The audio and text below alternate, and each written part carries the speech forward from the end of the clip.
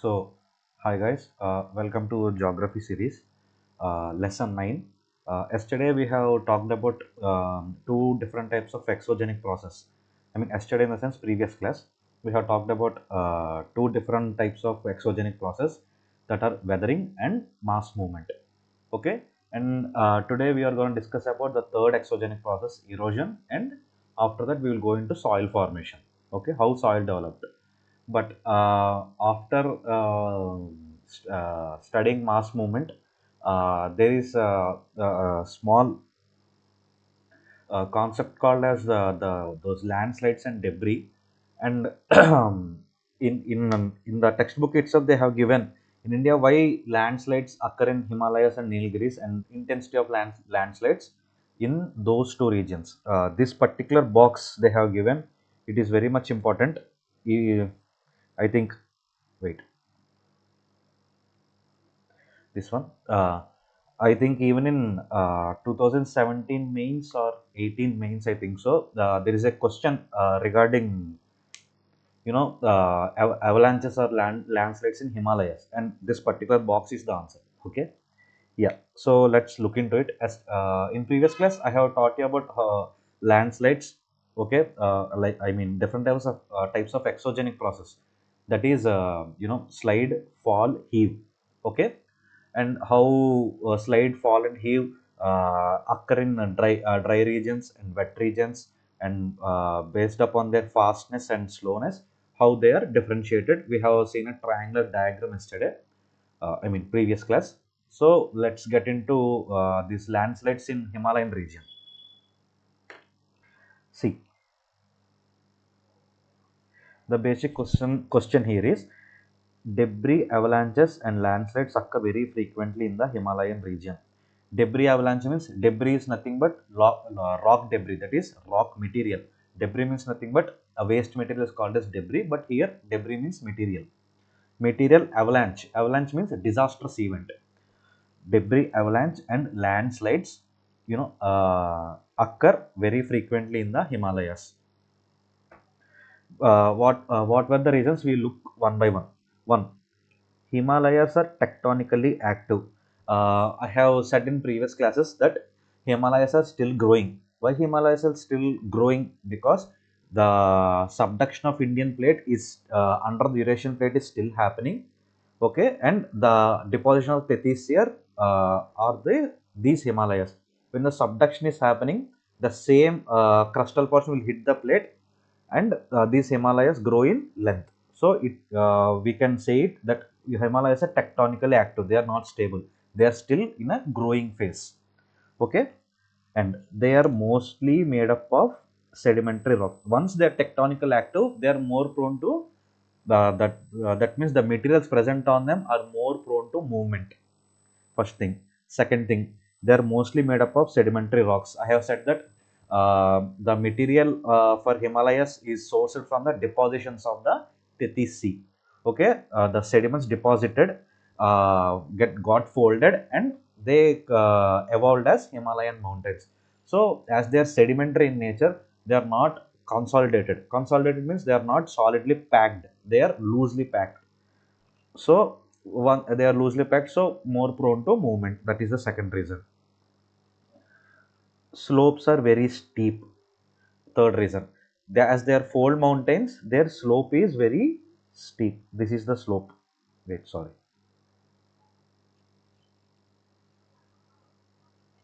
See, these are fold mountains, and this is the slope, and it is very steep, almost vertical. Okay, vertical. That's the third reason. Okay, and there is another you know phenomenon here. Compared to Himalayas, Nilgiris bordering Tamil Nadu, Karnataka, Kerala, and Western Ghats along the west coast are relatively tectonically stable. Okay, you can always see in news that there is landslides happening in Western Ghats, Kerala region, particularly. Nilgiris are part of Western Ghats only. Okay, um, we can always see landslides happening in areas of Wayanad and Munnar. That's in Kerala. So, uh, why this is happening? Okay, but the paradox here is uh, those Western Ghats and Nilgiris are tectonically stable. They are mostly made up of hard rocks, but still debris avalanche and landslides occur. We have studied that Himalayas are made up of sedimentary materials that they are very steep in nature, they are tectonically active, but still that's why landslides are occurring there. But uh, contrary to this, in Nilgiri regions, the mountains are stable, they are not tectonically active, and moreover, they are made up of hard rocks. But still, we can see landslides in Nilgiri areas. Why? Because their slopes are steeper with almost vertical cliffs. Okay, Western Ghats are steep in nature. That is the one reason. And mechanical weathering due to temperature changes and ranges is pronounced. Mechanical weathering, that is physical disintegration due to temperature. That is, more is the sunlight, the rocks expand and contract, which results in weathering. Okay. So, due to high temperatures in southern part of India, we can see physical weathering that's happening to the rock materials, and they receive heavy amounts of rainfall over short periods. The southwest monsoon that enters through Kerala, and it gives that is one reason, and the you know like the Western Ghats are nearer to Arabian Sea, and the precipitation, that is water vapors coming from Arabian Sea, hit these mountains, and they pour down as rainfall. So because of southwest monsoon entering through Kerala and the precipitation from Arabian Sea, there will be more rainfall in short period of time in these Western Ghats and Nilgiris region. So more is the rainfall, so more wet or more moisture content will be there in the particles, and less is the resistance it offers to the gravity, and thus they are prone to landslides. Okay, landslides occur in Himalayas and the Western Ghats also, but landslides in Himalayas are very disastrous. Okay, compared to Western Ghats. Why? We have dealt with the reasons. But though Nilgiris and Western Ghats are tectonically stable, still we can see landslides there. Why? We have seen the reasons now. Okay, this is one part. And next, the third exogenic process is erosion and deposition. Both are, I mean, not one and same. Deposition is consequence of erosion, that or result of the erosion. Erosion. Okay, what does erosion involve? Erosion involves acquisition and transportation of rock debris. Okay, they acquire the particles and transport them. Through erosion, what happens? The rock materials, the geomorphic agents like running water, glaciers, wind, waves, they acquire those particles. That is, you know um, they carry those particles and transport them. Okay, whenever a massive rock breaks into smaller fragments through weathering, the geomorphic agents like running water, okay, groundwater, wind, waves, glaciers remove those weathering particles and transport to the other places.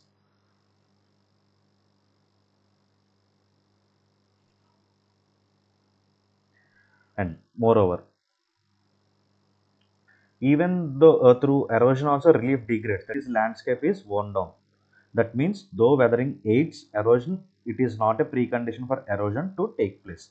Okay, uh, it doesn't matter whether the rock material present is weathered or unweathered. Even if it is weathered also, erosion takes place. Unweathered also, erosion takes place. So we can say that weathering is not a prerequisite or precondition to erosion to take place, but weathering speeds up the erosion. Okay, both all the three, weathering, mass movement, and erosion are exogenic process, but it is that erosion is largely responsible for the continuous changes that the earth surface is undergoing. Why? Because these geomorphic agents like running water, glaciers, wind, wave, current, they continuously act upon these rock materials. So erosion is much more largely responsible for the physical features that we see on the earth compared to weathering and mass movement. Okay, why? Because in weathering there is no transportation, the materials were not set in motion. That is one reason. Secondly, why mass movement is not much large factor for development of physical features, because though we see the transportation of materials in mass movement, there is only one possible reason for that, that is gravitational force. Okay, so, the gravitational pull or attraction will not be, stronger in each and every area. But when it comes to erosion, there are very major number of geomorphic agents which acts continuously in many places of the earth, and so it is the main reason for the development of physical features on the earth compared to weathering and mass movement. Okay, yeah.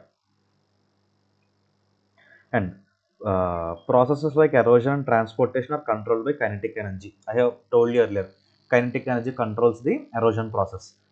Why? Kinetic energy means any moving body contains kinetic energy. Okay, so more is the kinetic energy, more will be the erosion. More is the speed of the running water, more will be the erosion.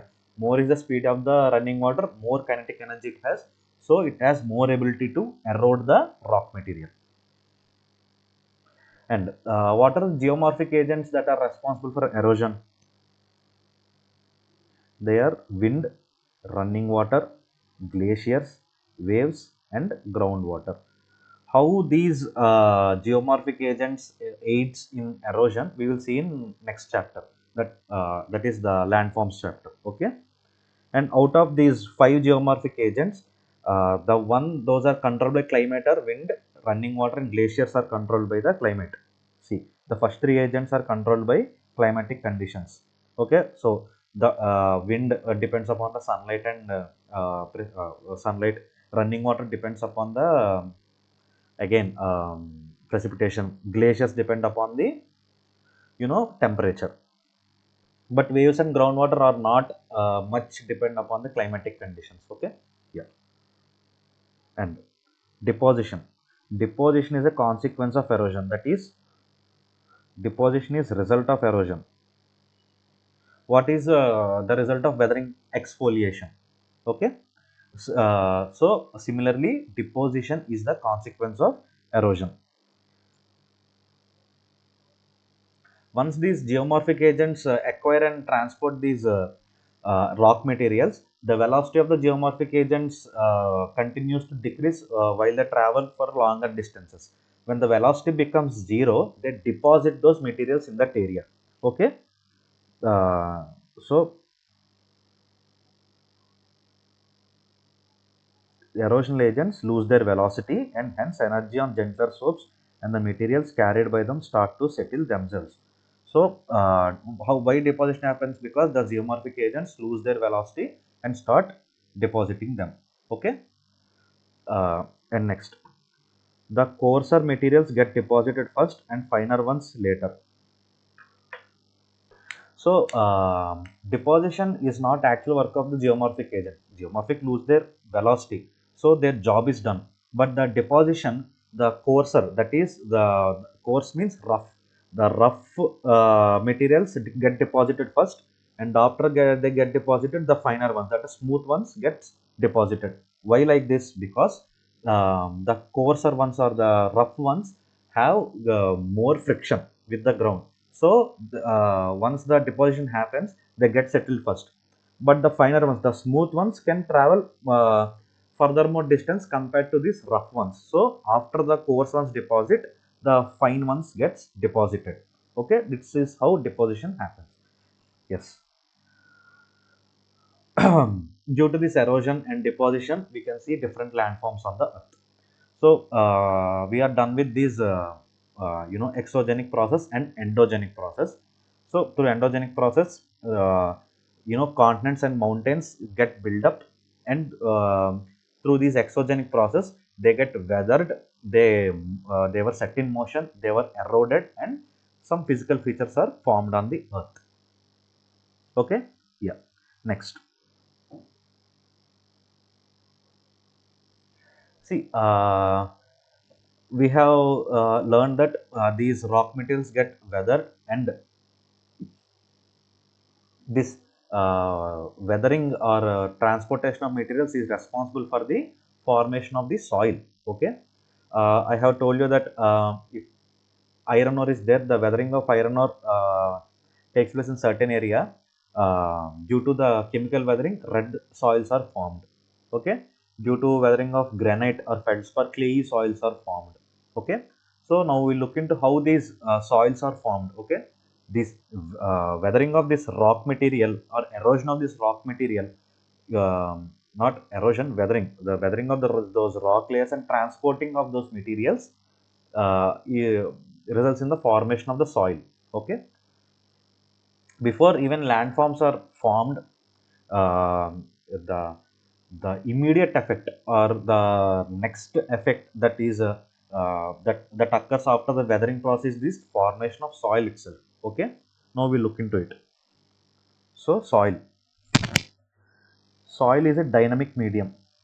Okay, soil does not stay in place, it is dynamic, that is it gets eroded and gets traveled.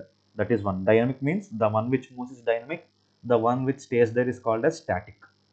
Okay, within the soil we can see many chemical, physical and biological activities going on constantly. Within the soil we can see many chemical and biological activities going on.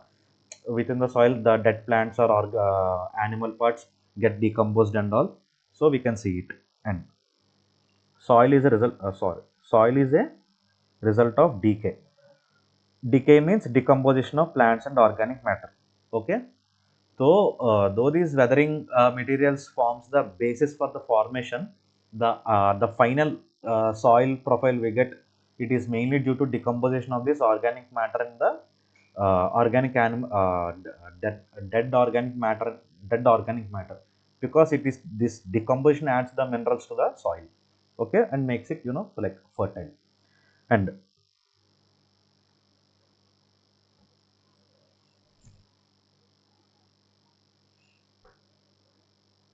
so that is about the soil and process of the soil formation. Okay, soil formation is called as pedogenesis. Study of soil science is called as pedology. Pedology, study of soil science. So the soil formation is called as pedogenesis. The soil formation itself, it firstly depends upon the weathering. Okay, and uh, the weathering mantle acts as basic input for the soil to form. Okay, even though the many factors like organic dead matter or rainfall or temperature to act upon, we need a basic material. That basic material is provided by the weathering mantle. We have told what is weathering mantle is. The material the material that got weathered, how deep it is called as weathering mantle. Okay, so these weathering material are the deposits of the rock. They for in the first stage, what happens, they are colonized by the bacteria. It is first stage. Okay, look carefully the stages in the process of soil formation. The first stage is the weathering material or the transported deposits are colonized by the bacteria. Colonized means they are occupied by the bacteria. Okay, and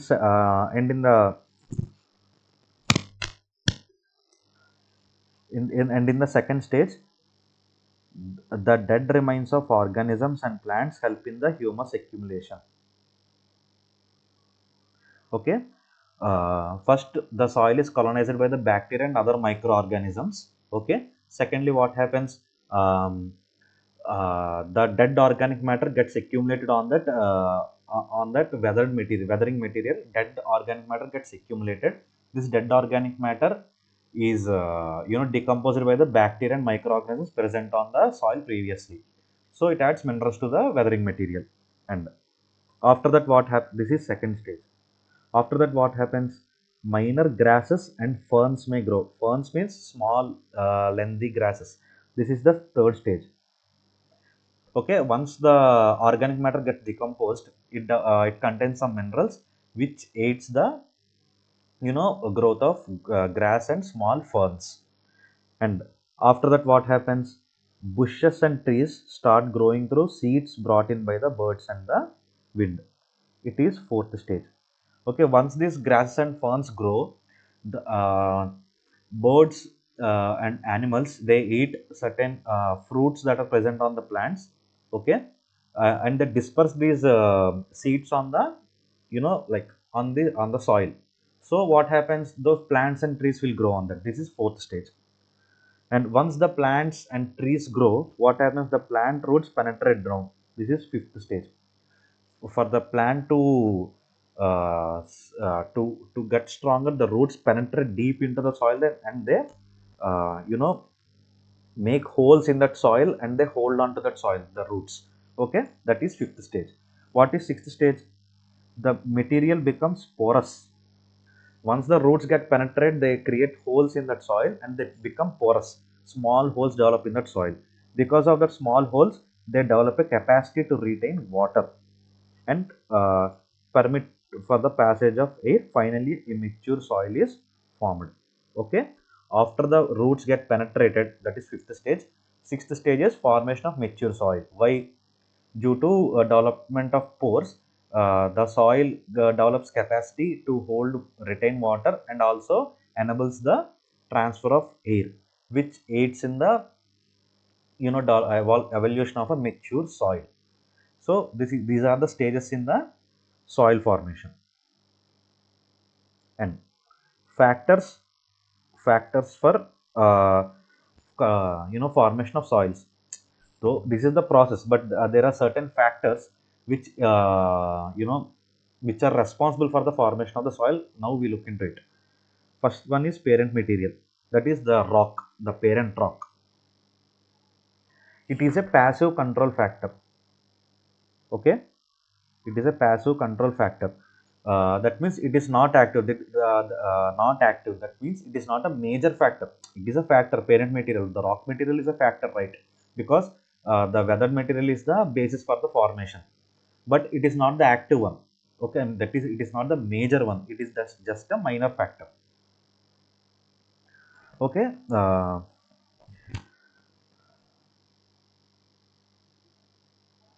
and how this is responsible? Because soil formation depends upon the texture, that is the size of the rock material, and the structure, that is how the grains in the rock materials are arranged. Okay, some have rough and fine ones, some have only rough ones, like that. So soil formation depends upon the texture of the rock debris and structure of the rock debris, that is rock material. And as well as the mineral and chemical composition of the rock debris. Okay, if it contains iron, it develops into red soils. If it contains feldspar, it develops into like clayey soil. Or if it contains basalt, it develops into black soil, like that. Okay, so the nature of weathering, that is if it's physical weathering or chemical weathering, and the rate of weathering, that speed of the weathering also um determines the formation of the soil. Okay, and next, this is the important.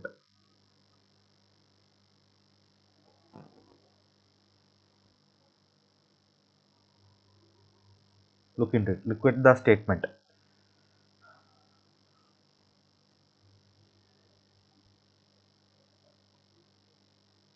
Okay, there may be differences in soil over similar bedrock.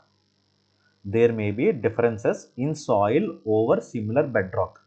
So we said that a iron or rock might get weathered and develop and results in the formation of red soil, or a basalt rock results in the black soil. But there may be differences in the soil over similar bedrock. If you if you take like basalt is the bedrock, let's say basalt is the bedrock.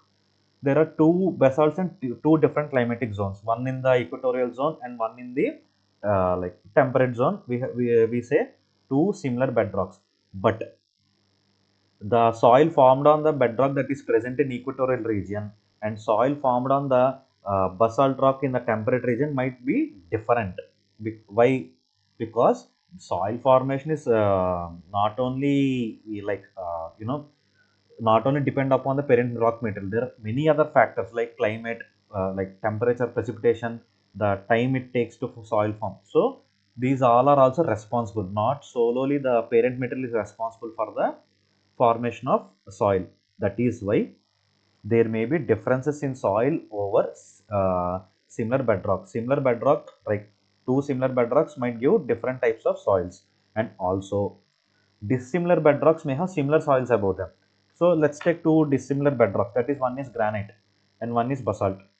So there are these two are different bedrocks. Okay, but the soil formed on both of them is same. Why? Again same. The parent material does not decide the it can decide, but it is not the major factor. There can be other factors also. It is just a passive factor, that's all. So it is a minor factor, that's all. So that is why there may be differences in soil over similar bedrock, and dissimilar bedrocks may have similar soils above them. So this statement is important. Okay, and second factor is topography. I have said that topography, that is the physical structure of the rocks. How gentle it is, how vertical it is. How broad or it is sharp, or whether it is blunt. Okay, that is topography. Okay, similar to parent materials also, like parent rock also. Topography is a passive factor. Again, it is a minor factor. That means how topography affects the formation of the soils, let us see. If you take a rock mountain with a steep slope, soils will be thin on steep slopes.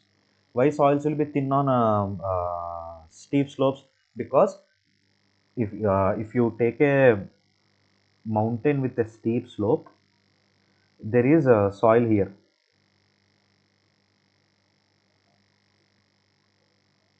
Whenever there is a steep slope, there is high chance of erosion takes place. So no matter how thick the soil will develop, the geomorphic agents or any other factors will erode it, and the soils present on steep slopes will be thinner. And similarly, soils are thick over flat upland areas. Okay, we said that there will be once erosion happens, there will be deposition also. So this deposition mostly takes place in the flat upland area. Once the geomorphic agent reaches the flat regions, it deposits the materials. So due to deposition of materials, the soil present in the upland areas of flat areas will be thick in nature. And similar, likewise, over gentle slopes where erosion is slow and percolation of water is good, soil formation is very favorable. Over what happens over gentle slopes, there will be good percolation of the water. So water does not drain downward the slope. The water percolates into the soil, so that it helps in the formation of the soil, and the erosion also will be slower in the like uh, gentle slopes, so that the soil conditions are favorable. It will be neither thick nor thin. It will be in a correct amount. Okay. So what happens when a soil is thick or flat areas? It will be clayey in nature. Okay, clayey. And it does not favor the growth of crops because the roots had to penetrate so much deeper into that. And it will be difficult for the crops to grow. Okay. And next third factor is climate. It is the active factor. That is, it is the major factor. Okay. What are two most climatic factors? Temperature and precipitation also. Okay. Well, look into moisture. That means precipitation, rainfall. How does it influence the intensity of moisture? uh, like intensity of moisture means uh, how faster it is getting contact with the soil, and frequency. how many times it is getting in contact with the soil, and precipitation, duration of the time of the rainfall, and evaporation. Okay, and humidity. Humidity means amount of moisture in the atmosphere is called as humidity. Okay, and temperature in terms of seasonal and diurnal variation.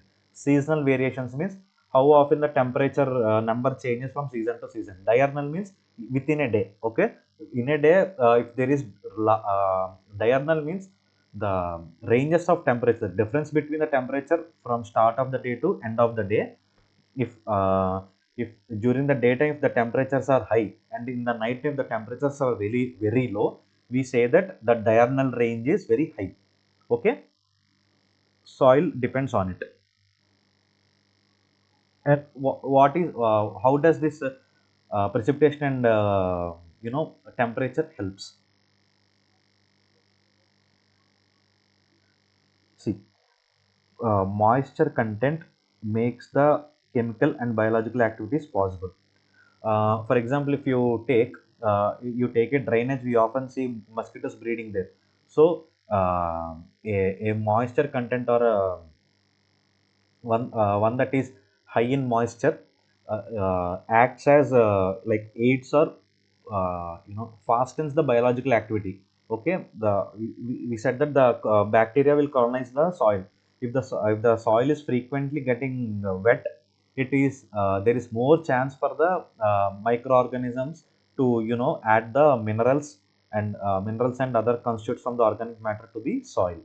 So more is the moisture content, more will be the biological and chemical activity taking place. And secondly, excess of water helps in the downward transportation of soil components through the soil. It is called as eluviation, and deposits the same down the below. Once the bacteria got colonized, and an organic layer is formed due to high moisture content. And again, the organic layer is formed. And secondly, what happens due to high rainfall, this organic layer percolates down. Okay, so it is transported down and formed a layer.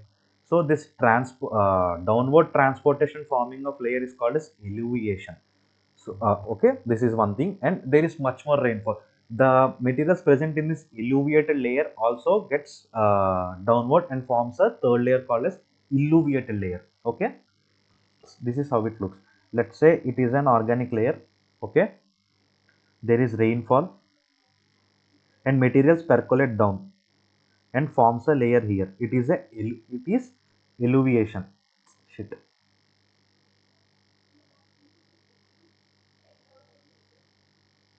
So this downward transportation is called as illuviation. Once they are transported down, they are deposited in another layer. This layer is called as illuviated layer. So we can say that the precipitation or the moisture content aids the formation of soil layers and makes the soil thicker. And we have different climatic zones like wet equatorial zone, tropical zone, and arid or desert regions. What happens in those zones? We will see it. In wet equatorial rainy areas, desilication takes place. That is, due to more rainfall in the equatorial regions, the minerals present on the soil, like they are get removed, they are get flushed out. Mostly silica will get flushed out. So desilication happens in wet equatorial areas. In dry climates, because of high temperatures, what happens? There will be more evaporation in dry regions. That is in desert, arid and semi-arid means dry regions. What happens? There will be less rainfall and high temperatures. And uh, let's say this is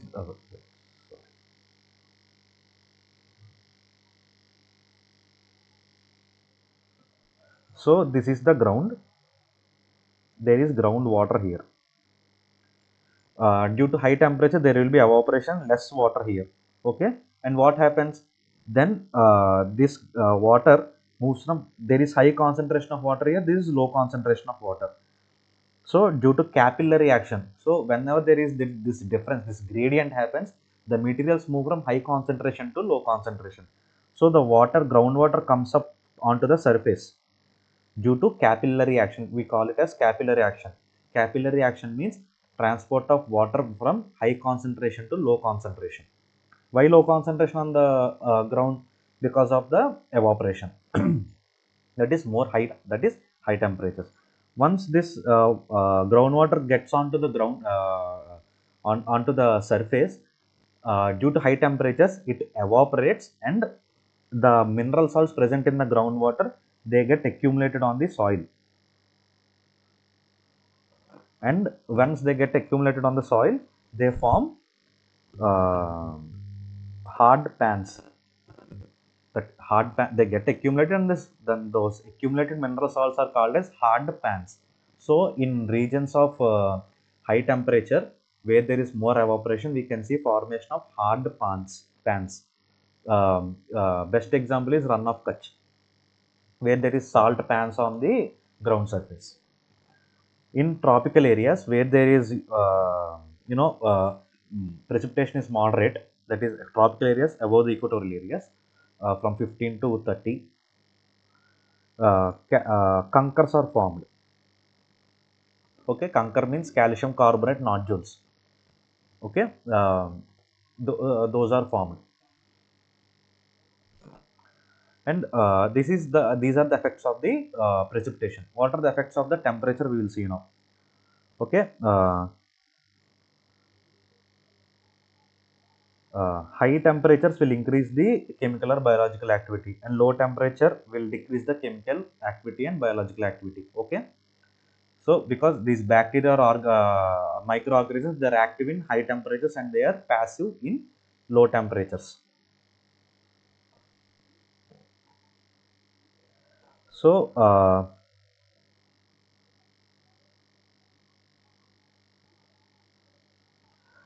because of this high and low bacterial activity, and like more is the bacterial activity, more is the organic layer, and more thicker will be the soil.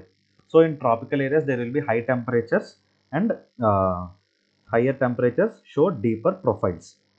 Okay, that doesn't mean, like soils in desert regions show deeper profiles because of the high temperature. Not only high temperature, water also should be there. Okay, but in general, in tropical areas, there will be more water, and there will be more temperature also. More water and more temperature, so it develops thick profiles. But when it goes to tundra region, there will be very less temperatures, and the soil will appear as a broken soil. Okay, and that is one thing. And fourth one is biological activity. Biological activity is nothing but the dead plant and animal materials present on the top layer of the, on the ground surface. They get decomposed by the microorganisms, and they, like, they add the mineral content to the uh, soil. And how this affects, we will see.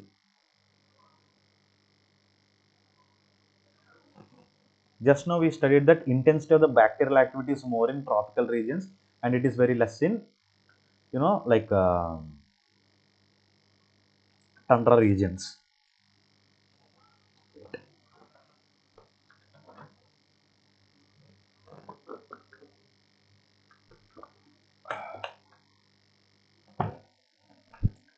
Tundra regions. Where are we? Yeah. See, here is a statement. Intensity of bacterial activity shows up differences between soils of cold and warm climates. It means that in cold and warm climates, the bacterial activity, intensity of the bacterial activity differs. Okay. In cold climates, bacterial growth is slow. With the undecomposed organic matter, because of low bacterial activity, layers of peat developed in the subarctic and tundra climates. So, uh, we, uh, we know that these organic matters, they get decomposed, and the, develops humus into the soils. Okay, this bacterial activity is very low in cold climates. Okay, and these bacteria will stay like intact. Like I don't say they are alive. These the activity of this bacteria to decompose the organic matter will be very slow, so that it adds the less minerals to the soils. So and only humus will be there. There are no other minerals that gets added into the soil. So peat soils are developed in colder regions, that is in Arctic and tundra regions. Peat soils are nothing but soils which are high in humus content. Due to low bacterial activity, these bacteria in colder climate, they cannot decompose the dead organic matter. Okay, so the soils developed in the cold tundra regions is peat soils, which is rich in humus. Okay, and in humid tropical and equatorial climates, bacterial growth and action is intense, and dead vegetation is rapidly oxidized, leaving very low humus content in the soil. See what happens in equatorial and tropical climates. There will be high temperatures and high rainfall, so that the bacterial activity is very intense. So what does it do? This bacteria rapidly decomposes the organic matter. Decomposition means breakdown of those organic matters, that is carbon and hydrogen oxygen present in the dead matter, into inorganic like simple organic substances. They break down those complex organic substances into simpler inorganic substances, so that the dead organic matter,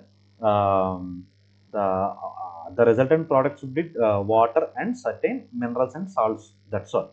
So due to this rapid bacterial activity, this dead organic matter, what does it do?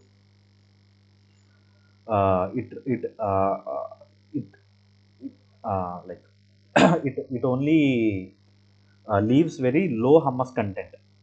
Remaining will be converted into water and other mineral salts. Very low humus content will be there in tropical regions. Why? Because of the intense bacterial activity. So more is the bacterial activity, more is the oxidation. More is the oxidation, more will be the conversion of complex organic matter into simpler organic matter. More is the conversion of complex organic matter into simpler organic matter, more will be the water and mineral content, and less will be the humus content. Okay, yeah.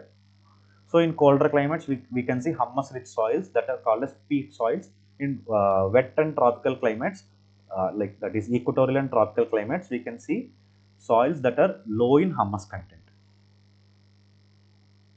And there are certain bacteria also which fixes the nitrogen present in the atmosphere. What does it they do? It is called as nitrogen fixation. Okay, there are certain bacteria called as rhizobium. These rhizobium, what do they do? They attach to the roots of the plants. Okay, they attach to the roots of the plants, and what do they do? They fix the nitrogen present in the atmosphere. In the atmospheric air, we can see oxygen, nitrogen, carbon dioxide. Okay, these rhizobium bacteria, they will absorb the nitrogen and they fix it. Fixing means they will either reduce it or oxidize it, and converts it into ammonia, and this ammonia is taken up by the plants, and this ammonia acts as a nutrient to the plants. Okay, uh, so those soils are nitrogenous soils. The where the rhizobium fixes the nitrogen present in the atmosphere, those soils will be nitrogenous soils. Okay, that is one biological activity. And last and final factor is time. The length of the time the soil forming process operates determines the maturation of soils and profile development. So time is directly proportional to soil development and mature. Okay, all these soil factors like moisture, precipitation, chemical activity, biological activity, the more these four factors act upon the more the time these four factors act upon the soil, the more mature will be the soil, the more layers will be there in the soil profile. So time is one of the major factor. So out of all the factors, there are two passive factors, that is parent rock and topography. Major factors or active factors are climate, biological activity, and time. So for example, soils developing from recently deposited. Example, soils developing from recently deposited alluvium or glacial till are considered young and they exhibit no horizons, only poorly developed horizons. Horizons means layers. Okay. The young soils, that is alluvium. Alluvium is nothing but a deposited material that comes from, like mountains. The water hits the mountain and carries that alluvium to the flat plain areas, and they get the rock material from the mountains get deposited as alluvium. These are very young soils. Young soils does not show more horizons. Okay, if the more the time the factors act upon that young soils, more horizons it will develop, that is more layers it will develop and evolve into a complete mature soil. So that is one thing. So we have done with the formation of soil and factors responsible for the formation of soil. And how does a mature soil look like? I will give you the layers. Okay, wait.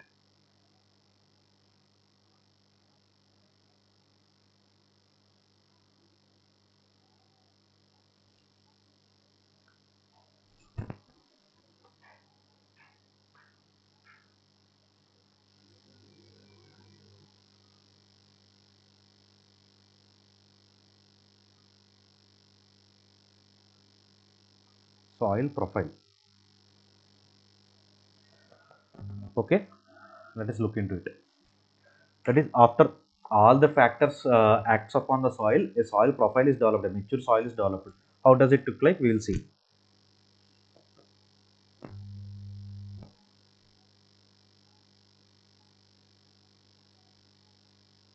Okay, this is O layer. The topmost layer is called as O layer. Okay, top, that is first layer is called as O, and it is developed into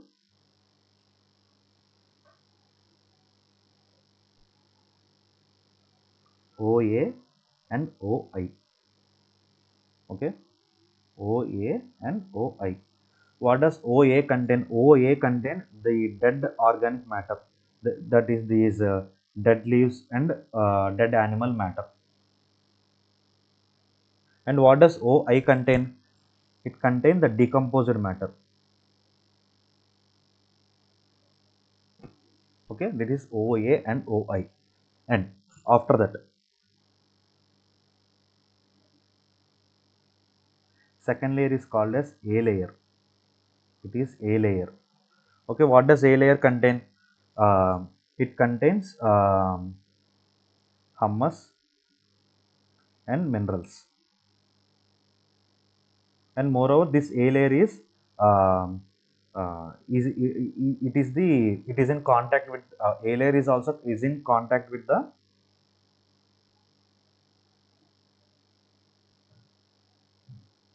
outer atmosphere.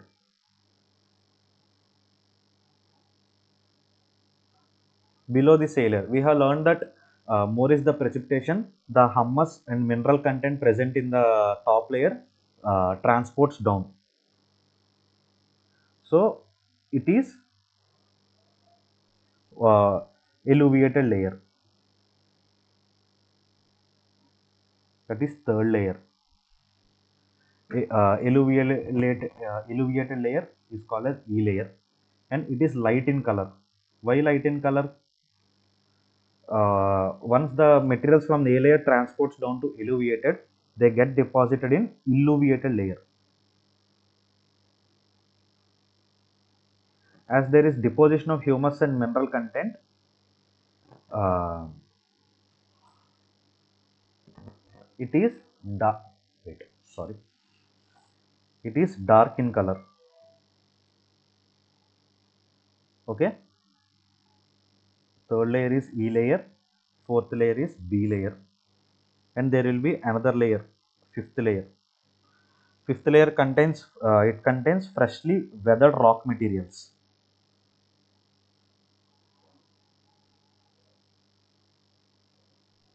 So it is C layer. Fifth one is C layer. It contains freshly weathered rock.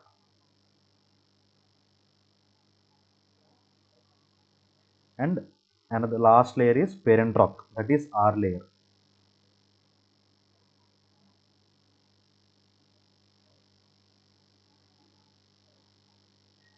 it is parent rock,